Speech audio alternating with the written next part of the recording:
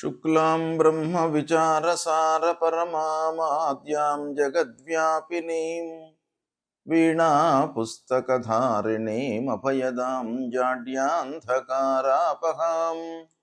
हस्ते स्फाटिकमालिकां विदधतीं पद्मासने संस्थितां वन्दे तां परमेश्वरीं भगवतीं बुद्धिप्रदां शारदां।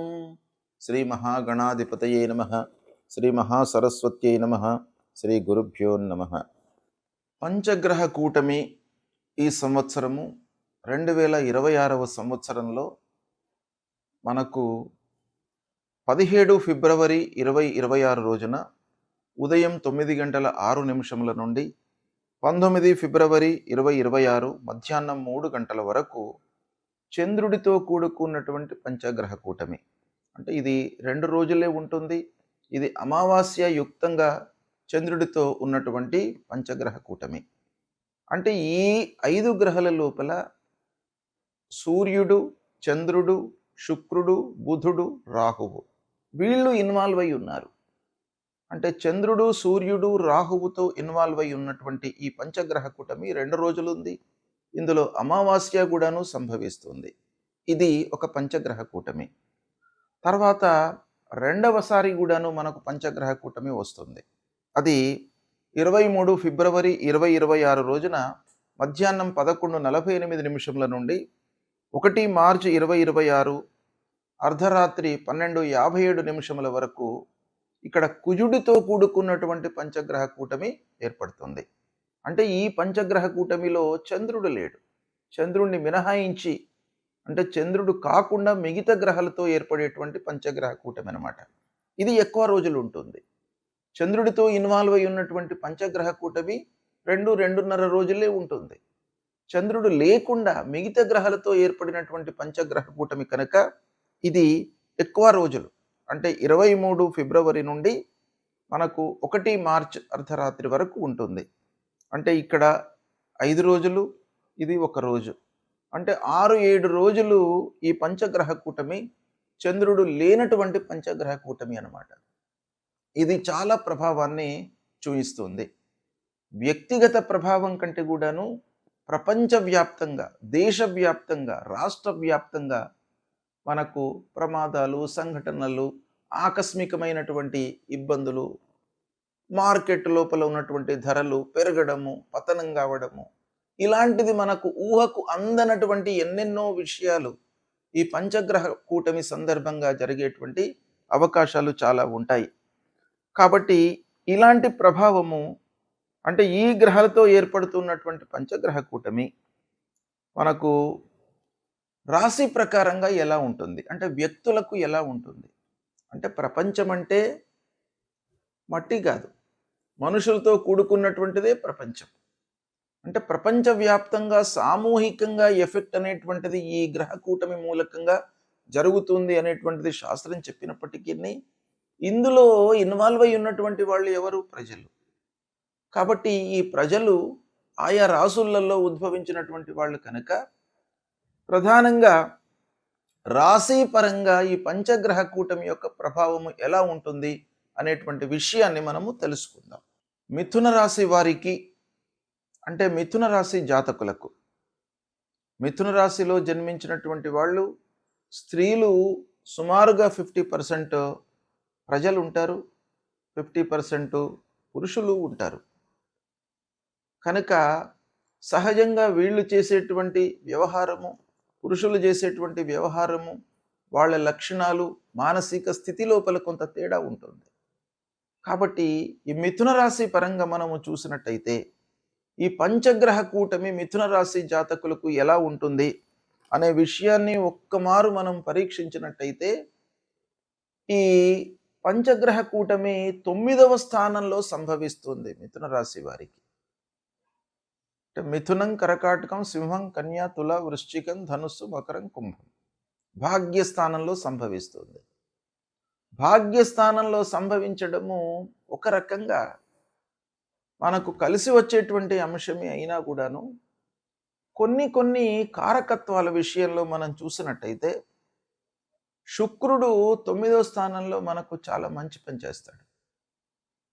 రాహు 9వ స్థానంలో ఉన్నాడు. అంటే అదృష్టం మీద ఆధారపడి చేసేటువంటి పనుల లోపల కొంత ఆలస్యాన్ని క్రియేట్ చేస్తాడు. కొంత మన లోపల అశ్రద్ధను, ఓవర్ లుకింగ్ నేచర్ను, నెగ్లెక్ట్ చేసేటువంటి మనస్తత్వాన్ని క్రియేట్ చేస్తాడు. ఇలా పరస్పరము వ్యతిరేక నేచర్ కలిగినటువంటి గ్రహాలు ఒక్కచోట ఉండి ప్రయాణం చేస్తున్నాయి కుంభరాశిలో. అయితే ఇది భాగ్యస్థానం గనక దూర ప్రయాణాలు చేసేటువంటి అవకాశాలను సూచిస్తుంది ఈ గ్రహస్థితి. విదేశీ ప్రయాణాలు కానివ్వండి, దూర ప్రయాణాలు దేశీయంగా కానివ్వండి, ఇలాంటివి మీరు చేసే అవకాశాలు ఉన్నాయి. ఇక తల్లిదండ్రులతో, గురువులతో, దగ్గరి వాళ్లతో, మీ క్షేమాన్ని కోరేటువంటి వాళ్లతో మీరు కొంత జాగ్రత్తగా ఉండాలి. ఈ సమయం లోపల వాళ్లతో చిన్న చిన్న విభేదాలు రావచ్చును. అంటే మీ క్షేమము ఇండైరెక్ట్గా కోరుకునేటువంటి స్థానమే భాగ్యస్థానం. ఇది ఈ స్థానంలో గ్రహాలు సంచరిస్తున్నప్పుడు చిన్నపాటి విభేదాలు వస్తాయి. దాన్ని మీరు రెక్టిఫై చేసుకోండి. అయినప్పటికీ మీకు ఈ గ్రహస్థితి మూలకంగా బాగా అదృష్టం కలిసి వస్తుంది అనేటువంటి విషయం మనకు తెలుస్తుంది. 9వ స్థానంలో సంభవించడము చాలా అనుకూలమైనటువంటి ఈ సంచారము. కాబట్టి మిథున రాశిలో జన్మించినటువంటి వారికి ఈ గ్రహకూటమి, పంచగ్రహ కూటమి అంటే ప్రారంభంలో 2 రోజులు చంద్రుడితో కూడుకొని సంభవిస్తుంది. తర్వాత 7 రోజులు చంద్రుడు లేకుండా అంగారకుడితో కూడుకొని పంచగ్రహ కూటం సంభవిస్తుంది గనక ఈ 2 సందర్భాలలో కూడాను మీకు బాగా అదృష్టం కలిసి వచ్చే అవకాశాలు ఉన్నాయి. దీన్ని సద్వినియోగపరచుకోండి. పంచగ్రహ కూటమి అంటే ఏమిటి? ఈ గ్రహాలు ఒక్క రాశిలో సంచరించడం మూలకంగా ఎలాంటి ఫలితాలు ఉంటాయి? అసలు ఈ గ్రహ కూటమి అనేటువంటిది ఎలా ఏర్పడుతుంది అనే విషయాన్ని మనము ఒక్కమారు చూసినట్టయితే, సాంప్రదాయ జ్యోతిష్యంలో మనకు 9 గ్రహాలను మనము తీసుకుంటాము లెక్కలోకి. వాటి యొక్క చలనము, వాటి యొక్క సంచారాన్ని దృష్టిలో పెట్టుకొని ఫలితాలను మనం చెప్పడం జరుగుతుంది. సూర్యుడు, అంగారకుడు, బుధుడు, గురువు, శుక్రుడు, శని, రాహువు, కేతువు, ఇవి 9 గ్రహాలు. రాహు, కేతువు ఎప్పుడు కూడాను వాళ్ళు సమసప్తక స్థితి లోపల ఉంటారు. అంటే ఒకరి నుండి ఒకరు 180 డిగ్రీస్లో ఉంటారన్నమాట. అంటే రాహు, కేతువులు ఎప్పటికి కూడాను కలవడం అనేటువంటిది జరగదు. అయితే మిగతా 8 గ్రహాలు కలవడానికి అవకాశాలు ఉంటాయి. దాన్ని ఆ 8 గ్రహాలు కలిసినట్టయితే, ఒక్క రాశిలో కలిసినట్టయితే దాన్ని అష్టగ్రహ కూటమి అని అంటారు. అంటే 8 గ్రహాలు ఒక రాశిలో చేరి సంచరించడం అన్నమాట. అదేవిధంగా షష్టగ్రహ కూటమి, పంచగ్రహ కూటమి అనేటువంటిది మనకు ప్రధానంగా వీటి యొక్క ఫలితాలు ఈ గ్రహాలు కలవడము అనేటువంటిది సంభవిస్తూ ఉంటుంది. అయితే ముఖ్యంగా ఈ పంచగ్రహ కూటమి అని అంటే 5 గ్రహాలు, ఈ 9 లోపల 5 గ్రహాలు ఒక రాశిలో చేరినవి.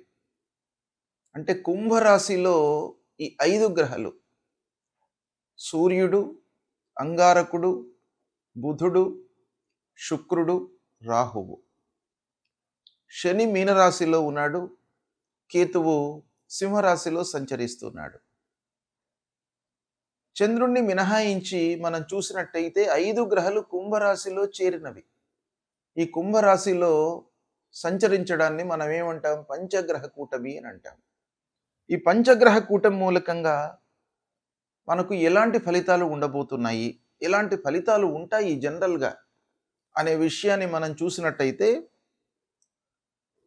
సామూహిక కర్మ ఫలితాలను ఒక్కసారి బయటకు తీసుకువచ్చేటువంటి ఒక స్థితి ఏర్పడుతుందన్నమాట ఈ కూటమి సమాగమం మూలకంగా. అంటే గ్రహాలన్నీ కూడాను కలిసి సంచరించడం మూలకంగా సామూహికంగా కర్మలు, సామూహికంగా చేసేటువంటి పనులపై మనకు ఎక్కువ ప్రభావాన్ని చూపిస్తుంది.